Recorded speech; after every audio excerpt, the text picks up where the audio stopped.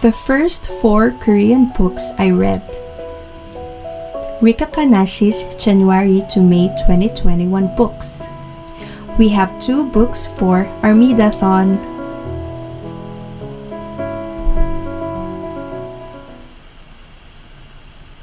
The first book I read this year was 어린왕자 or The Little Prince. The first time I read this book was in 2016, specifically in October 15.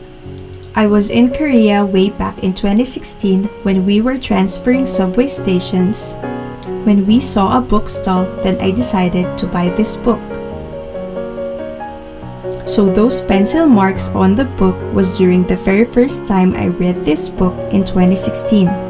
I think I was diligently reading this book at first, but for quite some time, I also stopped. The sticky notes posted with vocabularies are the ones I posted recently when I decided to reread the book. And yes, these are BTS washi tapes from the 6th Army kit.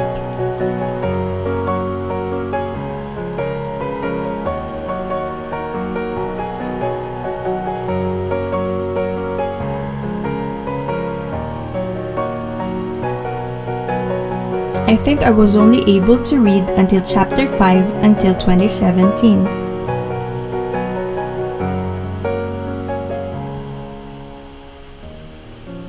So yeah, I continued reading in April 17, 2017, but only until the 5th chapter only. So yeah, through the help of my reading tracker, I was able to finish the book for 80 days. Yeah. So if you are wondering, I actually made schedule when to read the book. Since I am a busy person, I only allocate 2 chapters per week. As you can see, the original schedule is to read the whole book for 14 weeks. There are times that I am behind schedule, indicated by pink font color. There are also times that I am advanced, which was indicated by the green color, or on time, the blue color. All in all, the scheduling really is effective for me. So I finished reading this book by April 16, 2021. Yay! This is the very first time I finished reading a Korean book ever. Actually, I tried making a blog about the unfamiliar vocabularies I encountered while reading it. Just go to rikakanashi.blogspot.com,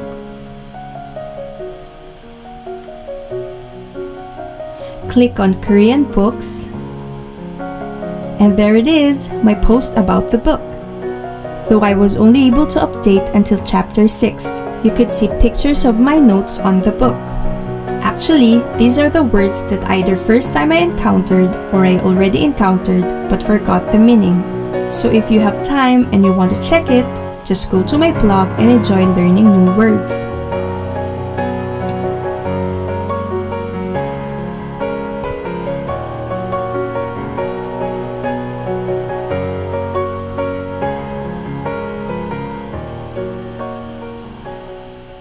The second book I read this year was 우리 언제나 다시 만나 or Let Us Always Meet Again. This is a 37-page picture book about a mother with her baby. This is also the first Korean book for my ARMYdathon, Mama, and Shadow prompt.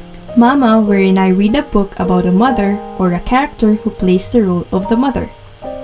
And Shadow, to read a book that scares you.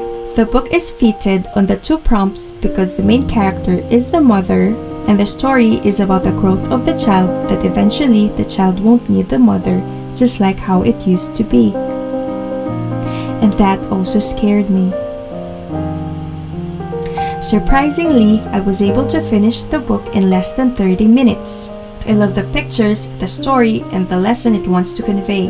In an instant, I already finished my first ARMYdathon book and my second Korean book this year and in my entire life. The third book I read this year was 내 말 좀 들어줘 or Please Hear Me Out. It is a children's book about elementary students who have a hamster pet in the classroom which got lost. The story revolves on looking for their pet hamster, or rather looking for the suspect why the hamster got lost. It is my second book for ARMYdathon and it is for the Epiphany prompt. The prompt is to read a book with me, myself, my or I on the title. 내 말 좀 들어줘 is translated as please hear me out, so it fits the epiphany prompt. I really enjoyed reading this book because of the story, its moral lesson, and I learned many new words from it. I was kind of surprised because I was not expecting that I would be able to finish reading it in less than 2 hours. All in all, it was a good read and a really good experience. I finished another book for ARMYdathon on its second day. Yay! Third Korean book for me this year.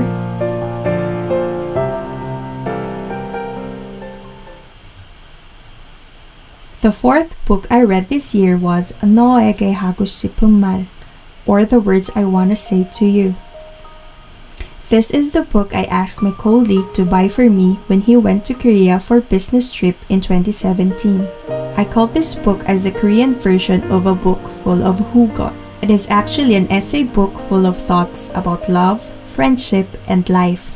As the title implies, if you have some words left unsaid, your thoughts are most likely be here.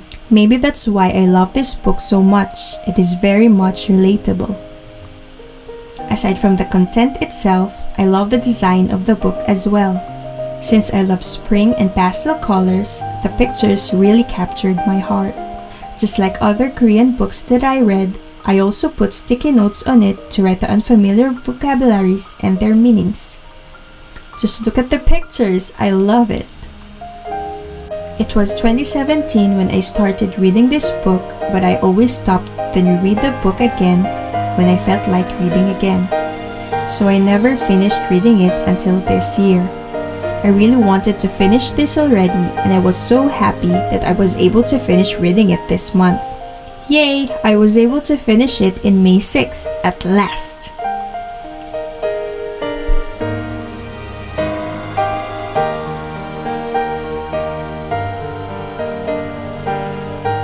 I actually made some translations on the first part of the book because I really wanted to share its sweet content.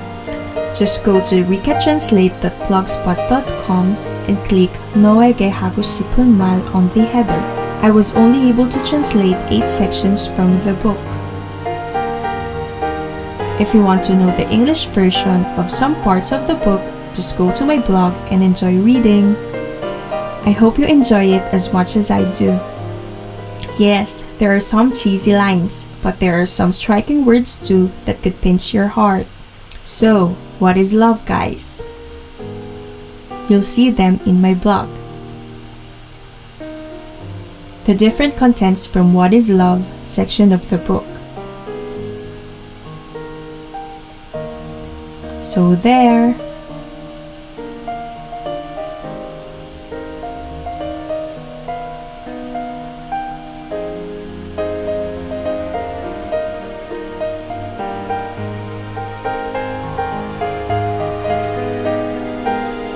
Aside from that, I also have some other translations from that blog, so if you have time, I hope you could drop by. Some BTS translation stuff like Army Zip, lyrics, the notes, and some children's book from It's Okay to Not Be Okay. So there you go, my translations of 너에게 하고 싶은 말.